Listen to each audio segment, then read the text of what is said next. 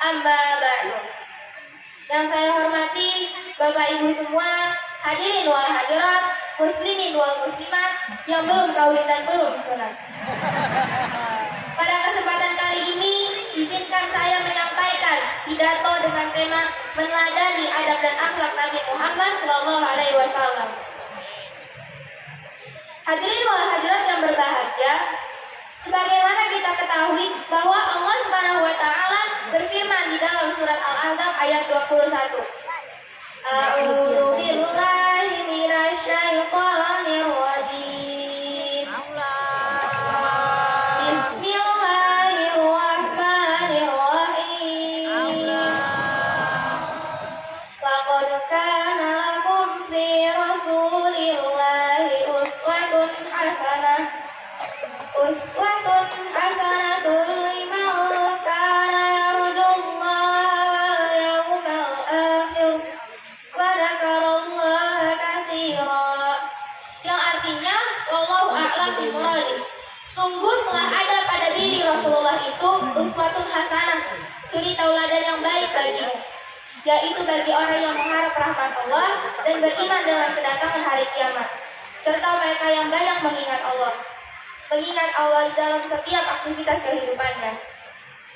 Hadirin wal hadirat yang berbahagia, dari ayat ini jelas dikatakan bahwa hanya orang yang beriman kepada Allah dan hari akhir, serta orang yang selalu mengingat Allah, mereka akan betul-betul menjadikan Rasulullah SAW sebagai suri tauladan di dalam hidup dan kehidupannya. Betul? Tutur katanya, sikap dan tingkah lakunya, sopan santunnya, cara berpakaiannya, dan semuanya merujuk kepada apa yang diajarkan oleh baginda Rasul Muhammad SAW. Hadirin wal hadirat yang berbahagia, kita dengan Nabi itu bedanya sedikit. Tahu nggak kenapa?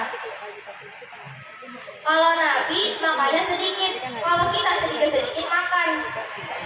Kalau Nabi tidurnya sedikit, kalau kita sedikit-sedikit tidur. Jadi kita sama Nabi bedanya sedikit. Ada cerita, dulu ada orang kaya yang susah tidur. Padahal kaya, tapi tidurnya susah.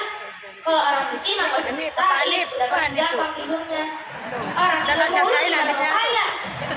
Nah, si orang kaya ini setiap malam sudah bisa tidur, tapi tetap ada susah tidurnya.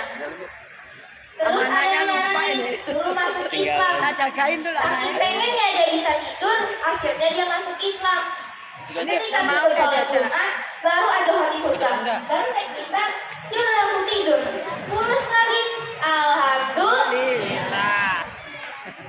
Hadirin wal hadirat yang berbahagia, uswatun hasanah, suri tauladan yang baik. Uswatun hasanah itu isinya ada 3. Yang pertama surah, yang kedua sirah, dan yang ketiga sarirah. Jadi apa yang harus kita teladani dari diri Nabi Muhammad itu? Setidaknya ada 3 hal. Apa aja tadi? Surah, sirah, dan sarirah. Apa itu surah? Surah adalah gambaran atau bentuk fisik atau casing. Bagaimana gambaran atau penampilan Nabi? Ikutin, tiru, dan contoh oleh kita. Nabi selalu menutup aurat, maka tutuplah aurat kita. Nabi kalau berpakaian sopan, maka kita pun kalau berpakaian harus sopan. Berarti kalau kita menutup aurat itu tidak sopan. Apalagi di zaman sekarang, melihat ketek orang sama ketek ayam, nggak mau melihat ketek orang, betul?